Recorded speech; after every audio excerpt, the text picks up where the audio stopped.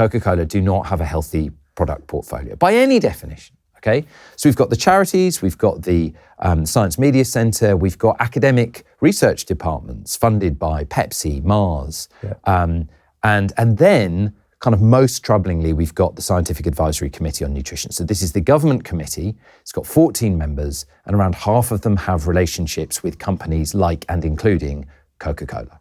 So when the government Scientific Advisory Committee on Nutrition has such close relationships with the food industry, it's little wonder we have light regulation. So my two asks are octagon warning labels on food and that the government committee should not have financial relationships with the food industry. The government committee on tobacco doesn't have relationships with the cigarette industry. Those are my two asks. The government advisory committee needs to be conflict-free. And I don't think that shouldn't be controversial. And this is a really interesting point, is that everyone has morals until a large check is waved in front of them. So this is the other really incredible thing that happened. So there's this press conference with it, and a few people mentioned me at the press conference as kind of, I mean, what they said they'll say like he's a children's television presenter, which is true. I'm very proud of presenting children's television. I'm also an associate professor at UCL, and I, have a research group. I've got PhD students. I'm an NHS doctor. Like am I the most esteemed academic in the world? Absolutely not. But I'm a respectable person. Yeah. I'm a WHO advisor. So meanwhile, the food industry, so they pay all these people to traduce me, and then they offer me loads and loads of money. So to speak to a supermarket for a couple of hours, 20 grand. And these are offers coming in every week. There's, 20, 30 grand. So the best one was, can I read this out? Yeah, I've got this. This was my favorite one. I haven't shown anyone this, so this is kind of a world exclusive. I'm so proud of this. So this is from the Senior Director of Menu Innovation at Global McDonald's, okay? And they ask me, hello, I'm a newly appointed Senior Director for McDonald's Global Menu Innovation.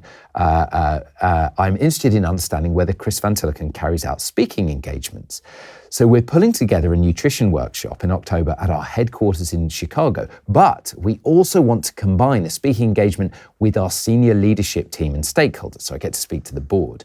I'm keen for an inspirational, thought-provoking, yet realistic ambassador on food and nutrition.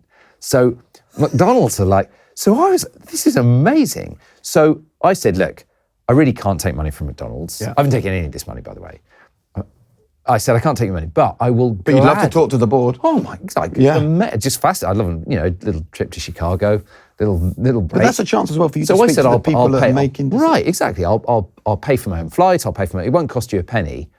And the opportunity just went away. They said, oh, no, don't worry, we changed our mind, we'll be back in touch. They want to pay me. With the supermarkets, I was like, why are all these food companies offering me money? Because the truth is, the best stuff in my book is from food company insiders. Yeah, there is some science about the food, the academics know. The people who know the most of the companies. So I couldn't understand why they want to speak to me. The contract arrived from one of the big supermarkets, and buried in the middle of these 5 pages of legal text, and I don't have some team of lawyers to read all this, right, is this line that says, in exchange for this money, I will not ever say anything that damages the reputation of this company or their products or their customers. So for an afternoon's work and a few £1,000s, they buy my silence contractually. Wow. And they create a thing where if I were to ever speak out, if I took the money from one of these big food companies and then I started critiquing them, they go, oh, well, didn't mind taking our money, did you? So it also reduces my credibility.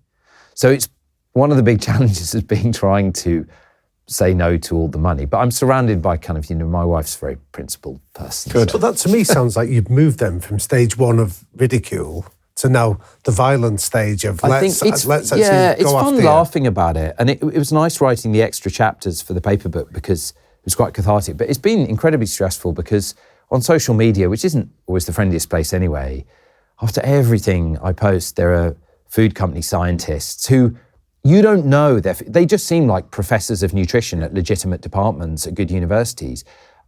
What's really uncomfortable for me is to have to go, look, I know this person's criticizing me. All of their research is funded by Pepsi and Mars. Like, I just don't want to do that. And I don't like making things personal. So it's actually been quite unpleasant and stressful. I mean, my colleagues in South America have been, talk about violence. It feels violent to me getting a bit of abuse on social media.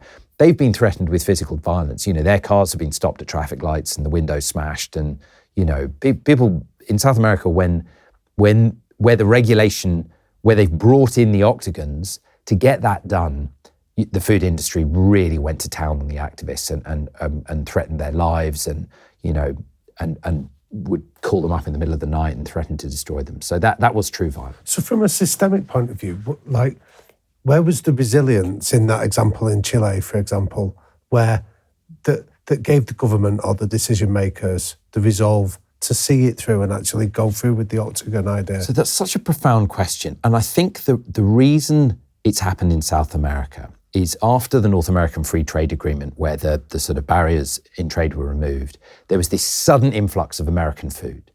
And so a colleague of mine at Cambridge, Yanina Chavez Ugalde, and she's an academic there, but she worked for the food industry previously. She grew up in Mexico.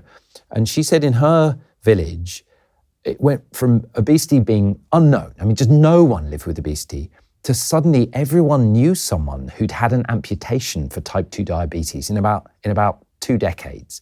So, and everyone could see there was these new products that everyone felt addicted to, and it was really the most harmful food. It was the soft drinks and the biscuits and the cakes and things. So in South America, it was very easy to suddenly go, it's that, and that's what we need to regulate. And there was this massive grassroots movement. So it gave the politicians a mandate. In the UK, it's been this trickle where this is our food culture, and the food that we feel quite loyal to, the stuff that we ate as kids, so how bad can it be? That's the stuff we need to regulate. So we've got to be very careful about, when it comes to putting warning labels on food, you can't just slap them all over everything in the supermarket. We're going to need a very technical way of doing this, and to do it in an organized way so you don't lose suddenly all that food over there. If it all gets an octagon, people are like, well, this is just rubbish, isn't it? I'm going to keep eating it. So we need to be building the population support at the same time as saying to the politicians, don't believe the food industry. But to me, the place to start, what we did with the tobacco industry is we made the industry money dirty. And it's a cultural change where the policymakers, the doctors, the scientists, and the charities start to go, oh, we probably shouldn't take money from companies that harm people. That kill people. This is where I'm at the bit where people sometimes go, you're a bit of a lunatic. If you start saying, well, the food companies are killing people, they are honestly driving early death and in a really unpleasant way, and they know they're doing it. But that still feels quite transgressive to say that, doesn't it? Sort of point at the companies that serve us all the food we love and go, oh, you're killing people. But that's the truth of it. So it's getting everyone to a stage where they're like, oh, we should stop taking the money.